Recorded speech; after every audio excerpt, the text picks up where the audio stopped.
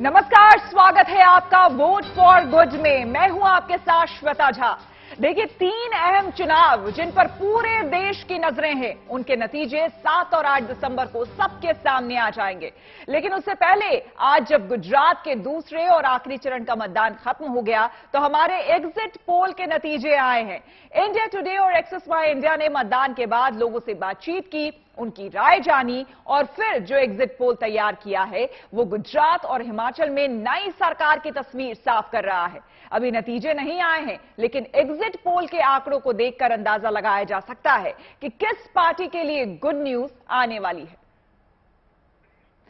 सबसे पहले बात उस राज्य की जिस पर सबकी निगाहें हैं। जी हां, गुजरात से बीजेपी के लिए गुड न्यूज है। हमारे एग्जिट पोल बता रहे हैं कि गुजरात में बीजेपी की जोरदार वापसी हो रही है। हालांकि कांग्रेस और आम आदमी पार्टी को भी निराश होने की जरूरत बिल्कुल नहीं है, क्योंकि कांग्रेस को हिमाचल से गुड न्यूज मिलने की संभावना है। यहां कांग्रेस और बीजेपी में कड़ी टक्कर है, लेकिन कांग्रेस बाजी मारती हुई दिख रही है। आम आदमी पार्टी के लिए शुभ समाचार दिल्ली से आई है। एमसीडी में पहली बार बीजेपी के दबदबे को खत्म करते हुए आम आदमी पार्टी बहुमत हासिल कर सकती है।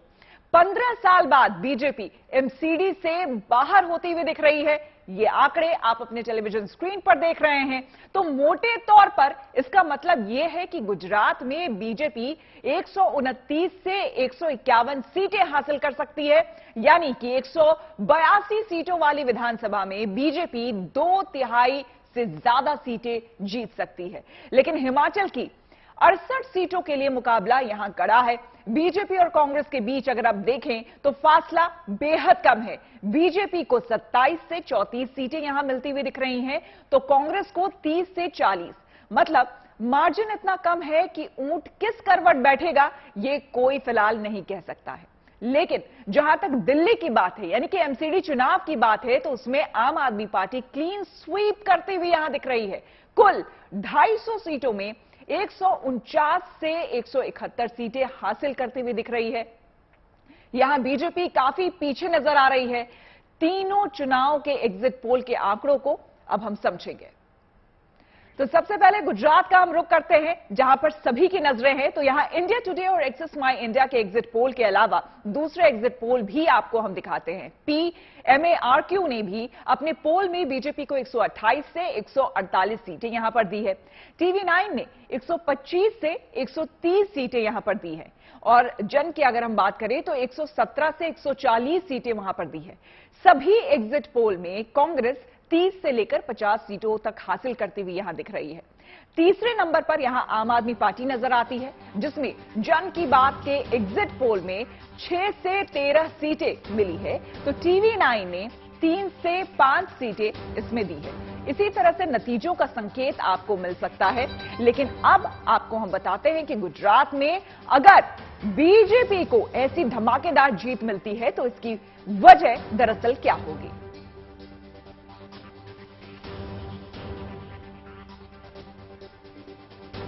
तो ये आप अपने टेलीविजन स्क्रीन पर देख रहे हैं। एग्जिट पोल फिलहाल किस तरफ रुख कर रहा है। गुजरात की बात कर रहे हैं, 182 सीट की बात कर रहे हैं। बहुमत के लिए चाहिए 92 सीट, और इसमें बीजेपी को बम्पर बढ़त यहां पर मिलती हुई दिख रही है। आपको हम बता दें कि अलग अलग एग्जिट पोल किस तरह के नतीजे बता रहे हैं। इंडिया टुडे एक्सेस माई इंडिया बीजेपी को 129 से 151 सीटें यहां पर दे रही है। कांग्रेस को वहीं 16 से 30 सीटें दे रही है। और आम आदमी पार्टी को, जो इस बार पहली बार गुजरात में धमाकेदार अंदाज में उतरी थी, केजरीवाल ने जबरदस्त यहां पर चुनावी माहौल क्रिएट किया था, तो उसको 9 से 21 सीटें इंडिया टुडे एक्सेस माई इंडिया दे रही है। वहीं अगर हम दूसरे एग्जिट पोल की बात करें तो PMARQ की तरफ से अगर हम देखें तो वो बीजेपी को 128 से 148 सीटें यहां देती हुई दिख रही है। वहीं कांग्रेस को 30 से 42 सीटें देती दिख रही है। आम आदमी पार्टी को 2 से 10 सीट देती हुई दिख रही है। TV9 की अगर हम बात करें तो TV9 बीजेपी को गुजरात में 125 से 130 सीटें यहां पर देता हुआ दिख रहा है। कांग्रेस को 40 से 50 सीटें दे रहा है। वहीं आम आदमी पार्टी को 3 से 5 सीटें वे देता हुआ दिख रहा है। और जन की अगर हम बात करें तो जन बीजेपी को गुजरात में 117 से 140 सीटें वे देता हुआ दिख रहा है। वहीं कांग्रेस को 34 से 51 सीटें इस बीच कहीं पर आएगी ये दे रहा है। वहीं आम आदमी पार्टी की बात करें तो 6 से 13 सीटें आम आदमी पार्टी को जन की तरफ से दिया गया है। तो फिलहाल अभी जो तमाम एग्जिट पोल सामने आए हैं और जो उसके नतीजे सामने आए हैं वो यही बता रहे हैं कि बम्पर जीत बीजेपी की गुजरात में होने वाली है।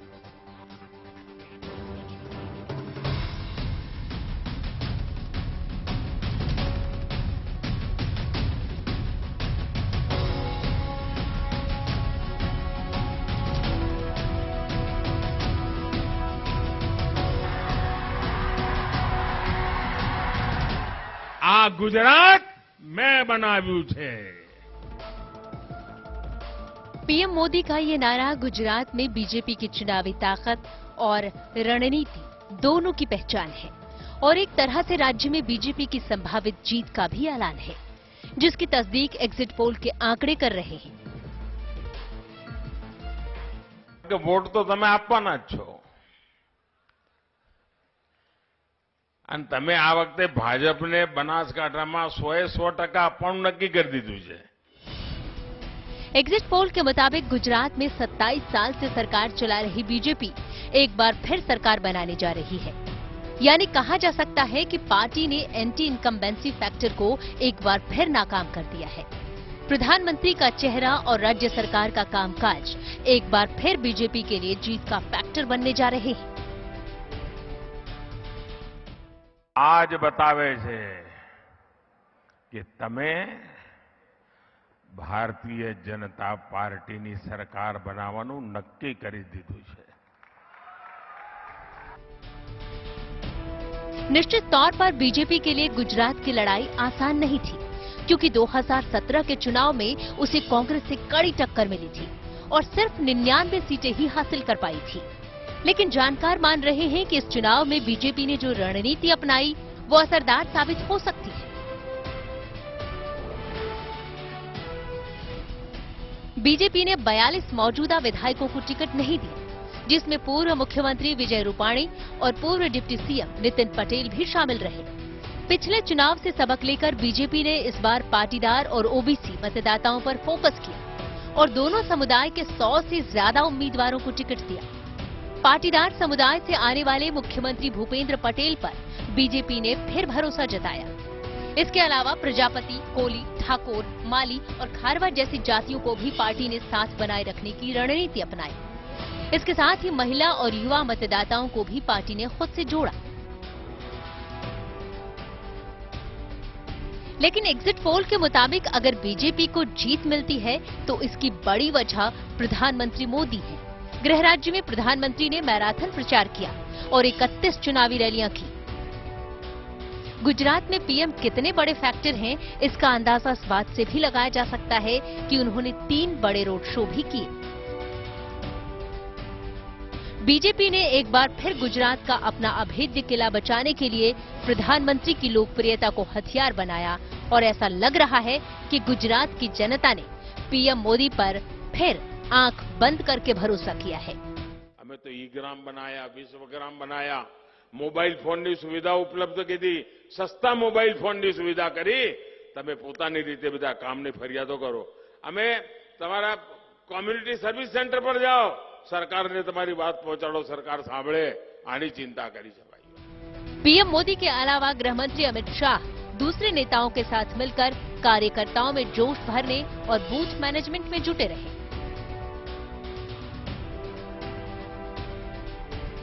प्रधानमंत्री जी के खिलाफ कांग्रेस ने अपशब्द उपयोग किया, उतनी बार हर बार गुजरात की जनता ने बैलेट बॉक्स के अंदर जवाब दिया। इस बार भी इसका जवाब, मोदी जी के अपमान का जवाब गुजरात की जनता जरूर देगी। भारत ने बड़ी हालांकि गुजरात में चुनावी मुद्दे कई रहे, लेकिन जानकार मान रहे हैं कि चुनाव प्रचार के दौरान महंगाई, बेरोजगारी और किसानों से जुड़े मुद्दों को विपक्ष धार नहीं दे सका।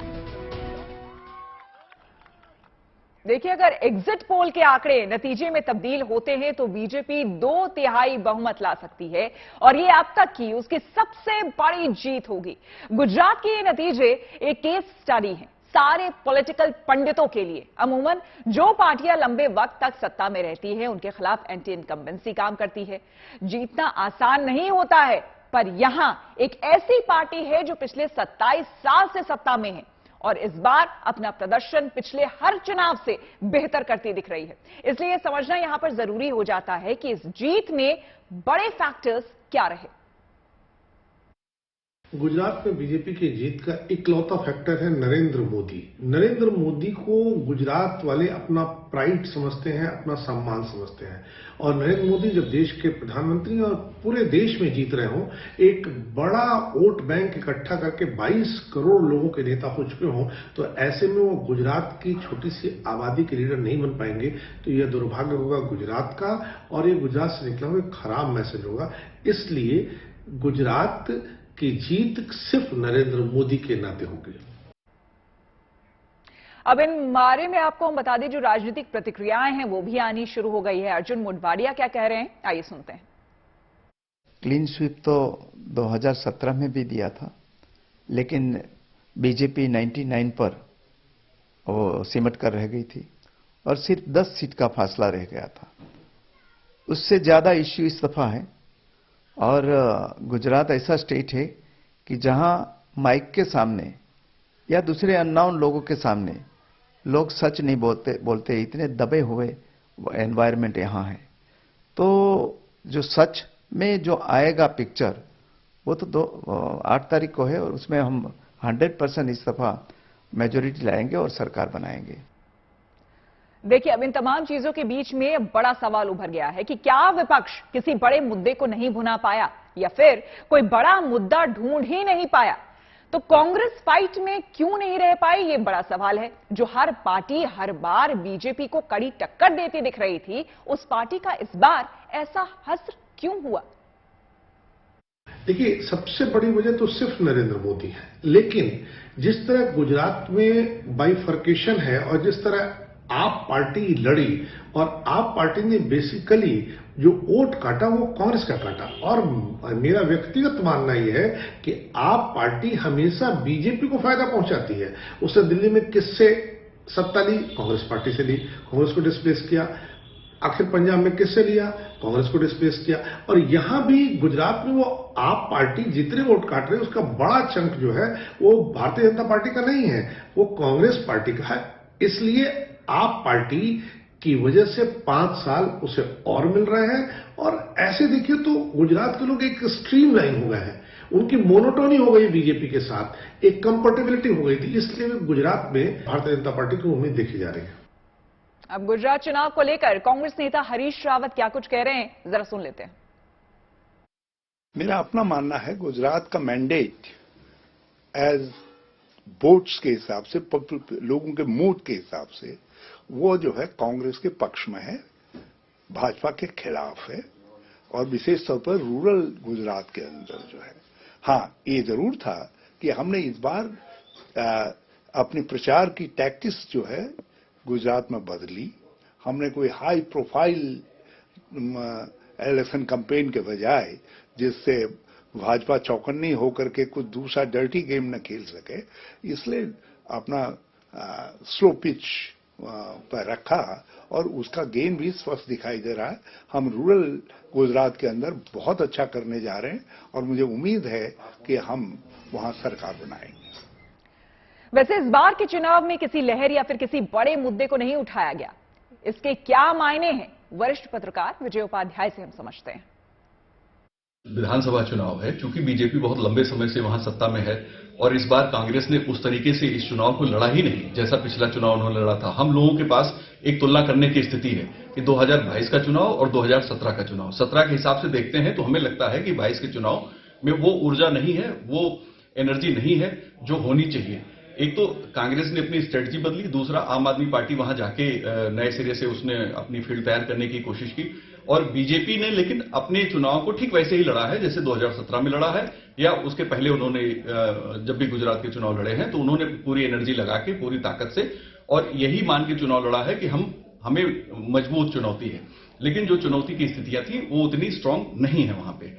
तो ये लहर की स्थिति अगर कहेंगे कि गुजरात में कोई लहर है, मैं मानूंगा क्योंकि बदले हुए माहौल में जनता का मिजाज बदल रहा है, सोशल मीडिया और दूसरे तमाम चीजें हैं, कोरोना के बाद का इलेक्शन है, बहुत से परिवर्तन देश की सोच में आ रहा है, इसलिए उसको लहर नहीं कहेंगे बल्कि एक साइलेंट चुनाव है। वैसे भी गुजरात में बाकी राज्यों की अपेक्षा चुनाव शांत ही रहता है।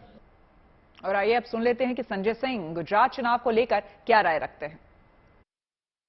मैं तो ये मानता हूं कि एग्जिट पोल के जो नतीजे हैं, एग्जैक्ट पोल में जब नतीजे आएंगे तो वो इससे बिल्कुल भिन्न होंगे, अलग होंगे, खासतौर से गुजरात के मामले में।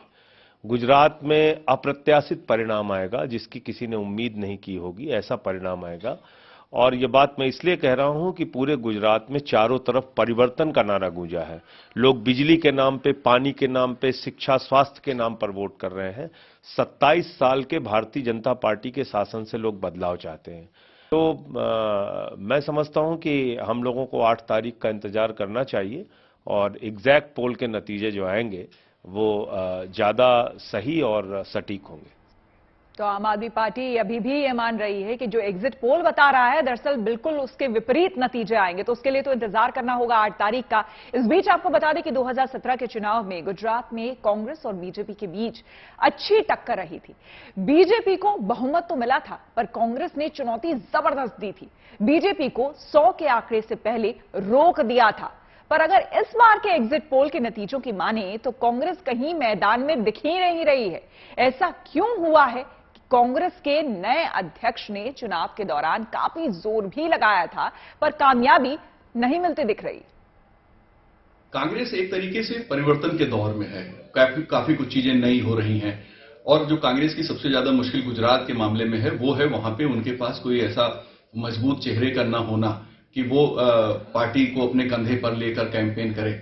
इसीलिए ये कहना कि कांग्रेस बिल्कुल अस्तित्व में नहीं है, ये सही नहीं है। कांग्रेस वहां अस्तित्व में है, लेकिन कांग्रेस के पास कोई चेहरा मजबूत नहीं है जो वहां मोदी जी के मुकाबले खड़ा हो सके।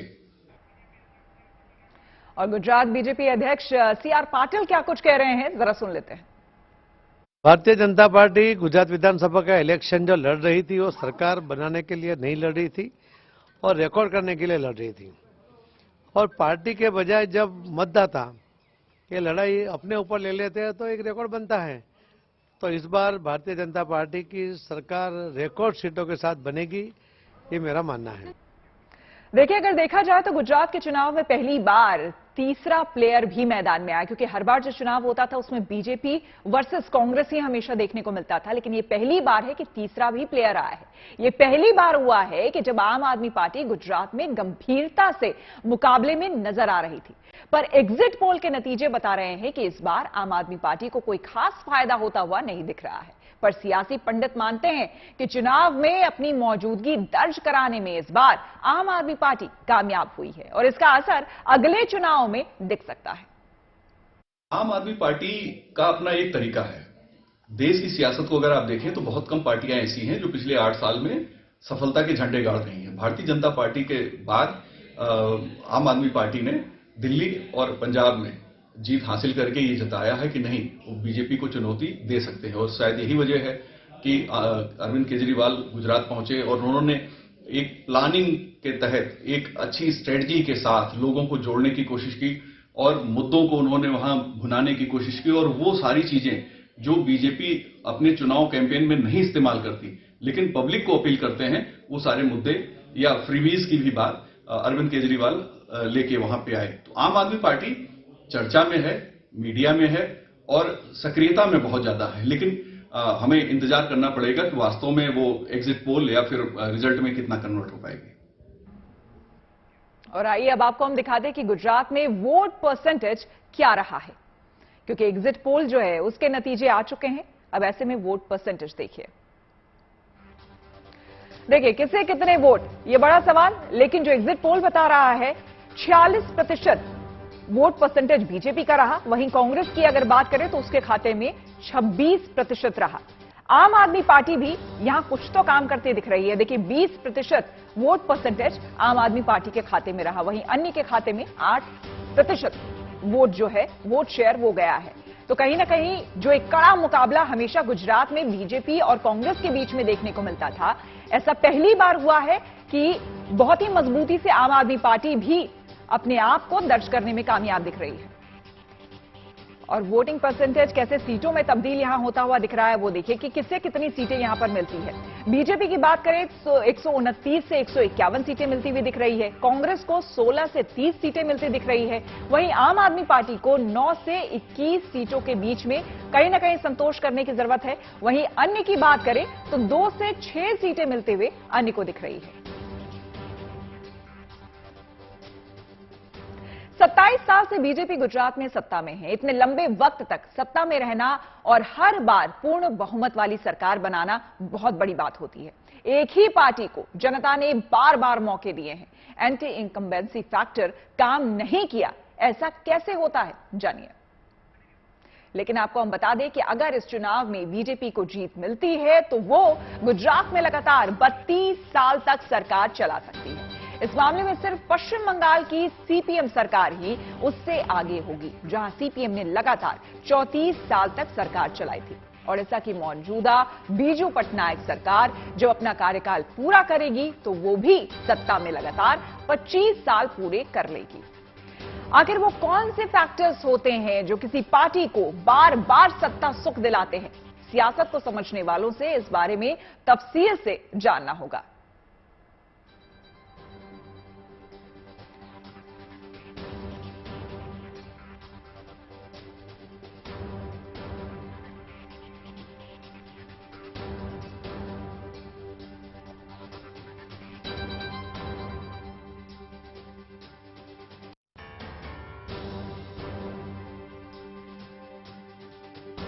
देखिए, सबसे पहले तो ये होता है कि उस पार्टी के नेताओं, पार्टी के कैरेक्टर, पार्टी के कामकाज करने के तरीके, इन सब से जनता का एक सामंजस्य स्थापित हो जाता है। एक ऐसे स्ट्रीम लाइन में दोनों कंफर्टेबल हो जाते हैं कि उनको चेंज की कोई जरूरत महसूस नहीं होती है। बड़ा परिवर्तन तब होता है जब कोई बड़ी क्रांति हो, जो पॉलिटिकल पार्टी सत्ता में है उसके खिलाफ कोई गुस्सा हो। तो भारतीय जनता पार्टी एक बहुत अच्छी रणनीति करती है। जिन नेताओं के खिलाफ, जिन मंत्रियों के खिलाफ गुस्सा होता है, उनका टिकट काट के गुस्से पर पानी डाल देती है। तो ये ढेर सारे ऐसे फैक्टर हैं, इसमें कंफर्टेबिलिटी है, एक दूसरे के साथ बहुत अच्छा सामंजस्य है, स्ट्रीम लाइन हो जाना है, और कोई बड़े चेंज के लिए जो पृष्ठभूमि होती है उसका तैयार नहीं हो पाना है। किस तरह से हमारे एग्जिट पोल और राजनीतिक पंडित क्या कुछ कह रहे हैं, तो गुजरात के बाद अब लेकिन रुक कर लेते हैं हम हिमाचल का। एग्जिट पोल के आंकड़े हिमाचल में बीजेपी सरकार की सत्ता में वापसी से इनकार तो नहीं कर रहे, पर राह आसान यहां पर नहीं है। हमारे एग्जिट पोल के मुताबिक यहां मुकाबला कांटे का नजर आ रहा है। बीजेपी और कांग्रेस में मामूली सीटों का ही अंतर दिख रहा है। बीजेपी को 24 से 34 सीटें यहां पर मिलती हुई दिख रही हैं, तो कांग्रेस को 30 से 40 सीटें यहां पर मिल सकती हैं, जबकि बहुमत के लिए किसी भी पार्टी को 35 सीटों की जरूरत होगी। यानी अगर नतीजों में एग्जिट पोल के आंकड़ों से थोड़ा भी हेरफेर हुआ तो सत्ता किसके हाथ आएगी कहा नहीं जा सकता। हिमाचल प्रदेश में आम आदमी पार्टी भी अपनी मौजूदगी दर्ज कराती हुई दिख रही है। हमारे एग्जिट पोल में आम आदमी पार्टी को भी 4 से 8 सीटें मिलती हुई नजर आ रही है। यानी कि अगर बीजेपी और कांग्रेस दोनों बहुमत के आंकड़ों से चूके तो आम आदमी पार्टी किंग मेकर की भूमिका में आ सकती है। अब एक नजर दूसरे एग्जिट पोल्स पर भी हम डाल लेते हैं। देखिए, PMARQ ने बीजेपी को ज्यादा सीटें दी है, फिर भी मुकाबला बराबरी का दिख रहा है। लेकिन ETG-TNN ने बीजेपी को पूर्ण बहुमत का आंकड़ा दिया है। इनके एग्जिट पोल में बीजेपी को 38 सीटें मिलती हुई दिख रही हैं। इसी तरह से जन की अगर बात करें तो बीजेपी को जन 32 से 40 सीटें भी दिख रही है देते हुए, जबकि कांग्रेस को 27 से 34 सीटें यहां पर मिलती हुई दिख रही हैं। वहीं अगर अब TV9 की हम बात करें तो बीजेपी को TV9 बहुमत से दूर रखे हुए है। सिर्फ 33 सीटें यहां पर दी हुई है TV9 ने, और कांग्रेस को 31 सीटें भी दी हुई है। यानी कि TV9 के मुताबिक यहां दूसरे दलों के हाथ में सत्ता की चाबी आ सकती है।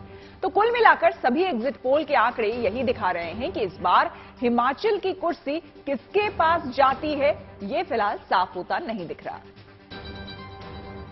चलिए, हिमाचल को लेकर जो पॉलिटिकल रिएक्शंस आ रहे हैं वो अब सुन लेते हैं। आज तक का एग्जिट पोल कह रहा है कि हिमाचल में रिवाज नहीं बदल रहा है। देखिए, इसके अलावा आपने 10 चैनल और देखे होंगे, सबके सब एक ही बात कह रहे हैं कि सरकार भाजपा की बनेगी।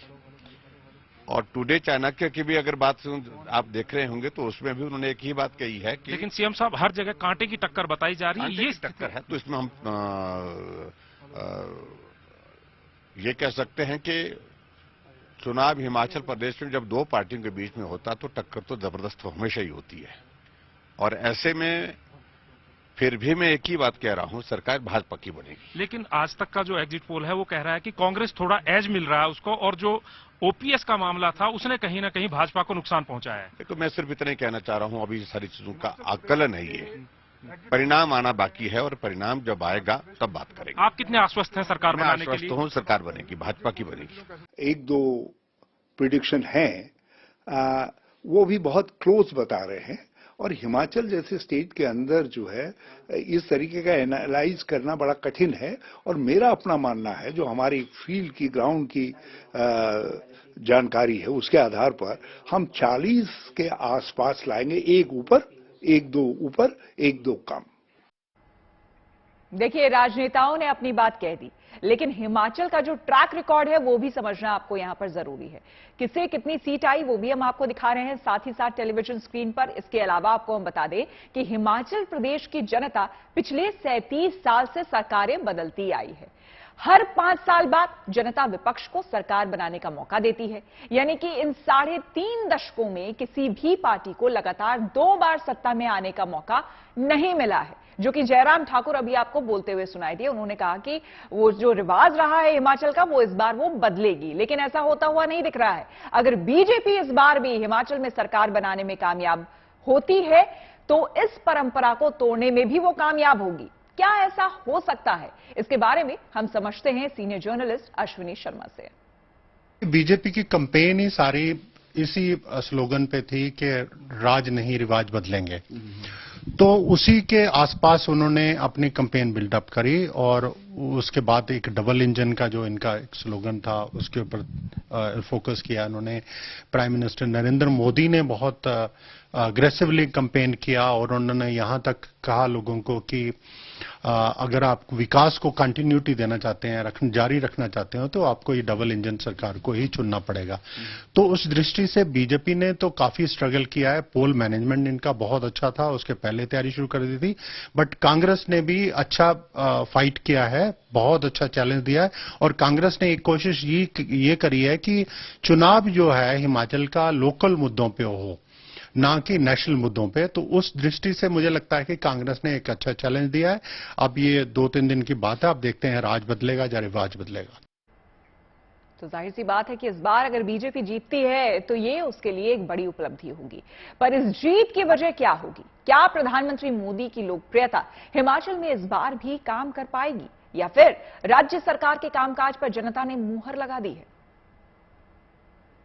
सबसे बड़ा फैक्टर तो प्राइम मिनिस्टर नरेंद्र मोदी ही रहेंगे, क्योंकि उन्होंने जिस तरह से एक लास्ट अपील करी थी कि जो आपका एक एक वोट है वो नरेंद्र मोदी को जाएगा। जो कमल के फूल पे आप बटन दबाएंगे तो वो वोट मुझे आएगा, मुझे मजबूती देगा।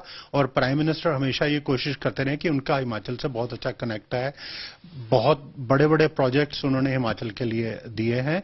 तो सबसे बड़ा फैक्टर तो ये रहेगा। अब अगर आप परफॉर्मेंस की बात देखो तो एक अंडर करंट तो था सरकार के खिलाफ। उसका कारण ये भी था कि ओपीएस का मुद्दा बहुत भारी जोर से कांग्रेस ने उठाया, कीमतों की जो बढ़ोतरी है उसको मुद्दा उठाया, रोजगार का मुद्दा था।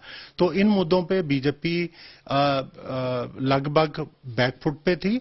लेकिन प्राइम मिनिस्टर उन्होंने इसी को फोकस किया कि अगर आप विकास को कंटिन्यूटी देना चाहते हैं, हिमाचल एक स्पेशल कैटेगरी स्टेट है, काफी सारे डिपेंडेंस जो है इसकी सेंटर पे रहती है, और कंटिन्यूटी के लिए बीजेपी का यहां बने रहना बहुत जरूरी है। चलिए अब जरा वोट परसेंटेज भी देख लेते हैं कि हिमाचल में किसे कितना वोट परसेंटेज मिला है। तो वहीं हम बीजेपी की अगर हम बात करें तो 42% बीजेपी के खाते में यहां पर आता हुआ दिख रहा है। वहीं अगर हम बात करें कांग्रेस की तो 44% वोट परसेंटेज जो है, शेयर जो है वो जा रहा है कांग्रेस को। वहीं 2% वोट परसेंटेज जो है वो आम आदमी पार्टी को यहां जाता हुआ दिख रहा है। यानी कि कुल मिलाकर जो कोशिश की जा रही थी बीजेपी की तरफ से, हालांकि अब ये एग्जिट पोल के ही नतीजे हैं, अनुमान लगाए जा रहे हैं, लेकिन फिर भी बीजेपी के खाते में देखिए बहुत सीटें नहीं दिख रही हैं यहां पर। यहां अगर सीटों में से परसेंटेज को अगर हम तब्दील कर दे, वोट परसेंटेज को, तो बीजेपी के खाते में 24 से 34 सीटें जाती हुई दिख रही है। वहीं कांग्रेस के खाते में 30 से 40 सीटें जाती हुई दिख रही है और आप को फिलहाल यहां पर उसका खाता नहीं खुल रहा है जो फिलहाल है, और अन्य यानी कि निर्दलीय जो है उन्हें 4 से 8 सीटें हुए जाते हुए दिख रही है। चलिए, तो ये तो बात हो गई हिमाचल की कि हिमाचल में क्या कुछ हो रहा है। तो गुजरात और हिमाचल के चुनावी नतीजों के साथ सभी की नजरें दिल्ली पर भी जी हां टिकी हुई है। अमूमन नगर निगम के चुनावों पर देश की नजर नहीं होती है, पर इस बार मामला थोड़ा अलग है। दिल्ली के एमसीडी चुनाव पर पूरे देश की नजर है। यह चुनाव लोकल सही लेकिन सियासी तौर पर बहुत अहम हो गई है, क्योंकि 15 साल से एमसीडी पर बीजेपी का दबदबा रहा है, पर इस बार आम आदमी पार्टी ने मजबूत मौजूदगी दर्ज कराई है। विधानसभा में लगातार बम्पर जीत दर्ज करने वाली आम आदमी पार्टी क्या एमसीडी में अपना परचम लहरा पाएगी? इंडिया टुडे एक्सेस माई इंडिया के एग्जिट पोल में आम आदमी पार्टी को बड़ी बढ़त मिलती हुई दिख रही है। संकेत है कि यहां केजरीवाल की पार्टी का मेयर बन सकता है, जबकि 15 साल बाद बीजेपी सत्ता से बाहर जाती हुई दिख रही है।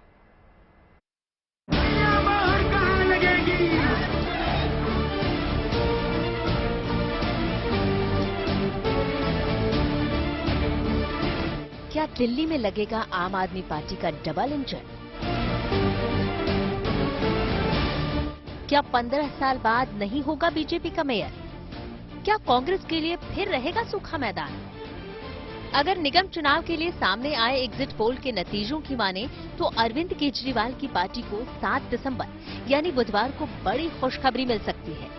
इस बार 10 साल बाद फिर तीनों निगम को एक करने का फैसला हुआ था, जिसके बाद ये चुनाव करवाए गए। इसके एग्जिट पोल में आम आदमी पार्टी को पहली बार बहुमत मिलता दिखाई दे रहा है। हालांकि इससे पहले साल 2017 में बीजेपी को तीनों निगमों में कुल मिलाकर 181 सीटें मिली थी, जबकि आम आदमी पार्टी तब 48 सीटों पर जीत के साथ दूसरे नंबर पर रही। वहीं कांग्रेस को 2017 में 30 सीटें मिली थी। वैसे इस बार कम वोटिंग होने से राजनीतिक दलों की भी सांसें अटकी हुई हैं। रविवार को एमसीडी के लिए 50.47% लोगों ने ही मतदान किया।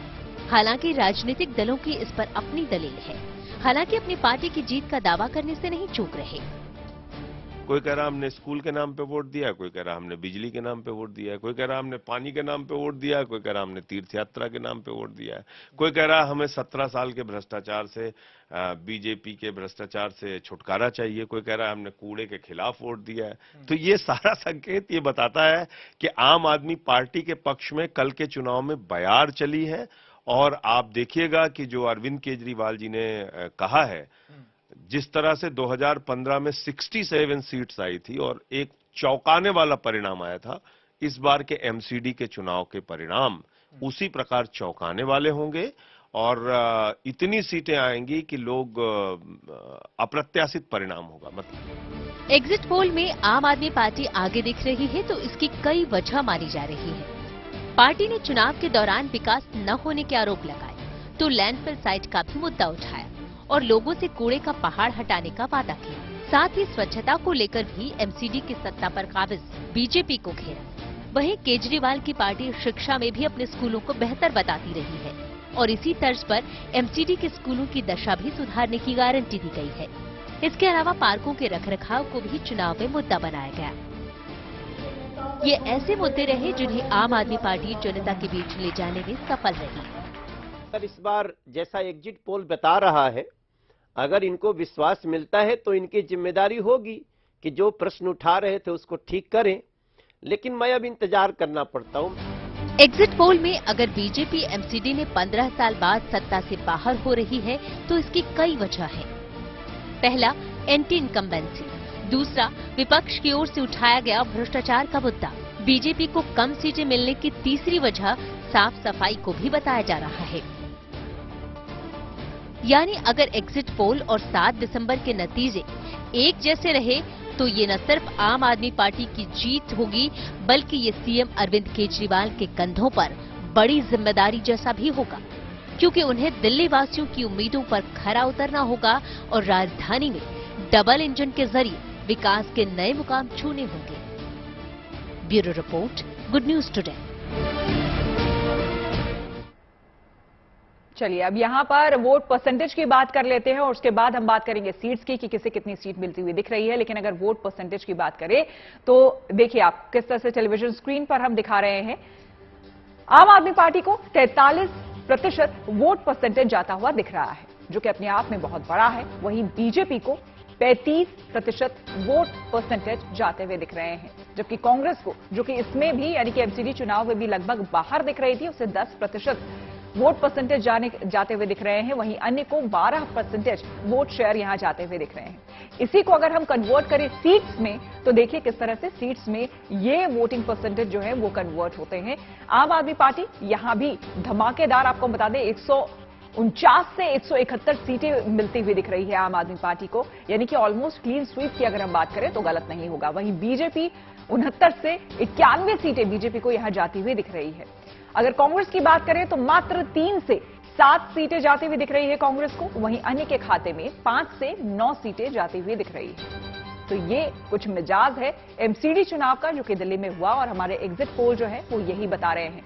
तो अब पोल ऑफ एग्जिट पोल्स अगर हम देखें तो इसमें आप देख लीजिए, इंडिया टुडे एक्सेस माई इंडिया की अगर हम बात करें तो 149 से 171 सीटें आम आदमी पार्टी को दे रही है, बीजेपी को 69 से 91, कांग्रेस को 3 से 7 और अदर्स को 5 से 9। वहीं अगर ईटीजी टीएनएन की बात करें तो वो आम आदमी पार्टी को 146 से 156 सीट दे रही है, 84 से 94 सीट दे रही है बीजेपी को। वहीं कांग्रेस को 6 से 10 सीटें मिल रही है, जबकि अदर्स के खाते में 4 सीटें।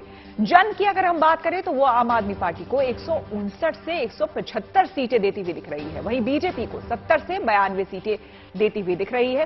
कांग्रेस के खाते में 4 से 7 सीटें जाती हुई दिख रही है। टीवी 9 की अगर हम बात करें तो 145 सीटें देती हुई आम आदमी पार्टी को ये दिख रही है। वहीं बीजेपी को इसने 94 सीटें दी हैं, कांग्रेस को 8 सीटें दी है, जबकि अन्य के खाते में 3 सीटें हैं। लेकिन अगर हम आम आदमी पार्टी की बात करें तो ये तमाम एग्जिट पोल्स बता रहे हैं कि बम्पर जीत, क्लीन स्वीप अगर हम कहें तो वो आम आदमी पार्टी यहां पर करती हुई दिख रही है। जैसा कि अभी आपको हमने बताया कि पिछले 15 सालों से एमसीडी पर बीजेपी का कब्जा था, लेकिन इस बार जिस तरह से अपनी मौजूदगी दर्ज कराई है आम आदमी पार्टी ने, जिस तरह से चुनावी सभा की है और जो एग्जिट पोल के नतीजे बता रहे हैं वो ये कि लोगों का विश्वास कहीं ना कहीं आम आदमी पार्टी के ऊपर बना हुआ है, वो दिखता हुआ यहां में नजर आ रहा है। तो एमसीडी में किसके हाथ बाजी लग रही है, इस पर एग्जिट पोल सामने आ चुके हैं। कांग्रेस को इसमें नुकसान होता हुआ दिख रहा है, हालांकि पार्टी की दलील है कि यह चुनाव लोकल मुद्दों पर होता है। वहीं आम आदमी पार्टी एग्जिट पोल आने से बेहद उत्साहित है, लेकिन उसे और ज्यादा सीटें आने की उम्मीद है। एमसीडी के पोल है ये बेसिकली लोकल इश्यूज पर होते हैं। यदि इसमें नेशनल इश्यूज होते, बेरोजगारी, महंगाई, दूसरे इश्यूज होते प्योरली, जिस तरीके से गुजरात में हिमाचल में थे, तो जो है भाजपा बहुत पीछे होती और आप भी पीछे होती, क्योंकि आप भी यहां सरकार में थी और वो अच्छा नहीं कर पाए थे किसी भी फ्रंट पर, रोजगार के फ्रंट पर, दूसरे फ्रंट्स पे जो है उनको लोग पनिश करते। लोगों ने ये सोच करके हो सकता है यहां एक क्लोज रेस हो, मगर यहां भी मेरा मानना है Congress will improve its position. Delhi के अंदर निश्चित रूप से एग्जिट पोल के नतीजे हमारे लिए काफी उत्साहजनक है, लेकिन जब परिणाम आएंगे तो आप देखिएगा इससे भी बड़ी संख्या में सीटें आएंगी।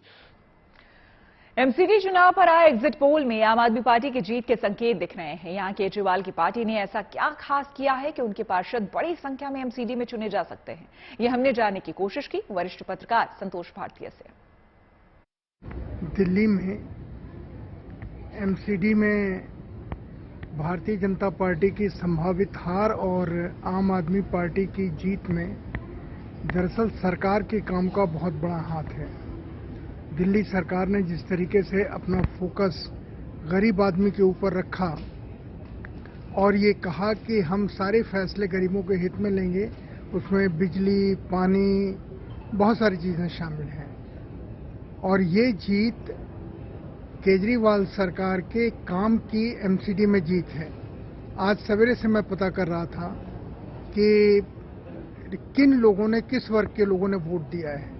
तो जितने भी निम्न वर्ग के लोग थे या वंचित वर्ग थे या जो गरीब थे, उन लोगों ने खुल के केजरीवाल जी को वोट दिया एमसीडी में, आम आदमी पार्टी को, और भारतीय जनता पार्टी को उन्होंने बिल्कुल अपना समर्थन नहीं दिया। दूसरी तरफ जो 20-22 से लेकर के और 36-40 साल तक के नौजवान थे, उनसे मेरी बात हुई, उन्होंने भी केजरीवाल की पार्टी को वोट दिया। इसलिए अगर वो रिजल्ट आता है जिसकी कि हमें संभावना दिखाई देती है कि एमसीडी में पहली बार आम आदमी पार्टी एमसीडी का प्रशासन संभालने जा रही है और एमसीडी महत्वपूर्ण है लोगों की सेवा के लिए, तो मेरा ये मानना है इसमें केजरीवाल सरकार का बहुत बड़ा हाथ है, उसके काम का बहुत बड़ा हाथ है। तो चलिए आपको एक बार फिर से हम बताते हैं, पूरी तस्वीर एक बार फिर से दिखाते हैं कि गुजरात हो, हिमाचल प्रदेश हो या फिर दिल्ली के एमसीडी चुनाव, किसमें कौन उभरता हुआ दिख रहा है, कौन बाजी मारता हुआ दिख रहा है। तो गुजरात की अगर हम बात करें तो एग्जिट पोल के नतीजे बता रहे हैं कि बीजेपी को 129 से 151 सीटें यहां पर मिल रही है, वहीं कांग्रेस को 16 से 30 सीटों पर ही संतोष करना पड़ रहा है। आम आदमी पार्टी ने यहां पर अपनी मौजूदगी दर्ज कराई है, 9 से 21 सीटें मिलती हुई आम आदमी पार्टी को दिख रही है, जबकि अन्य के खाते में 2 से 6 सीटें जाती हुई यहां पर दिख रही है। तो अगर गुजरात की हम बात करें, इस गुजरात विधानसभा की बात करें, तो यहां पर देखिए मामला बेहद दिलचस्प है। पिछले 27 सालों से यहां पर बीजेपी का ही कब्जा रहा है, लेकिन इस बार भी ऐसा लग रहा है कि पिछले तमाम विधानसभा चुनाव का रिकॉर्ड तोड़ते हुए बम्पर जीत बीजेपी दर्ज करती हुई गुजरात में नजर आ रही है। और हमारे यानी कि इंडिया टुडे एक्सेस माई इंडिया का जो एग्जिट पोल है, वो कम से कम, जो कि आप अपने टेलीविजन स्क्रीन पर देख रहे हैं, वो यही बता रहा है कि उस बम्पर जीत के साथ बीजेपी जो है बहुमत से सरकार बनाने जा रही है गुजरात में। वहीं अब अगर हिमाचल की हम बात करें तो हिमाचल में देखिए, हिमाचल में क्या है कि कभी भी वहां की जो परंपरा रही है, सरकार दोहराती नहीं है, लेकिन इस बार इनका चुनावी मुद्दा भी यही रहा। वो यही कहते रहे कि इस बार रिपीट होगा, जो परंपरा है वो अपने आप में चेंज यहां पर होगी। लेकिन जो एग्जिट पोल है वो बता रहा है कि हिमाचल में बीजेपी के खाते में 24 से 34 सीटें ही मात्र जा रही है, जबकि यहां कांग्रेस एज लेता हुआ दिख रहा है, यानी कि कांग्रेस के खाते में 30 से 40 सीटें जाती हुई यहां दिख रही है। और आम आदमी पार्टी यहां खाता नहीं खोल पा रही है, हालांकि कोशिश उसने भी की थी, यहां पर अन्य के खाते में 4 से 8 सीटें जाती हुई दिख रही है। लेकिन इसके बावजूद हिमाचल प्रदेश के मुख्यमंत्री, अब से थोड़ी देर पहले आपने सुना होगा, जयराम ठाकुर ने साफ तौर पर कहा कि परंपरा जो है वो यहां पर बदली जाएगी और इस बार जो है बीजेपी फिर से अपनी सरकार बनाएगी। लेकिन अभी यह देखना दिलचस्प होगा, क्योंकि यहां पर कांग्रेस, जिस तरह से हमने आपको बताया कि कांग्रेस यहां पर एज लेती हुई दिख रही है, 30 से 40 सीटें कांग्रेस के खाते में यहां पर जाती हुई दिख रही है। तो हो सकता है यहां पर फिर सिनेरियो बदले, इंतजार करना होगा 8 तारीख का, जबकि नतीजे आएंगे। अब बात कर ले दिल्ली एमसीडी चुनाव की। इस एमसीडी चुनाव में पिछले 15 सालों से बीजेपी का कब्जा रहा है, लेकिन इस बार आम आदमी पार्टी कि मुखिया अरविंद केजरीवाल ने जिस तरह से लोकल मुद्दों को उठाया, जिस तरह से ये कहीं ना कहीं साबित करने में वो कामयाब रहे कि बीजेपी ने काम नहीं किया है और अगर वो आते हैं तो वो काम करेंगे, तो उसका नतीजा दिखता हुआ उन्हें मिलता हुआ दिख रहा है। 149 से 171 सीटें आम आदमी पार्टी को जाती दिख रही हैं, 69 से 91 सीटें बीजेपी को।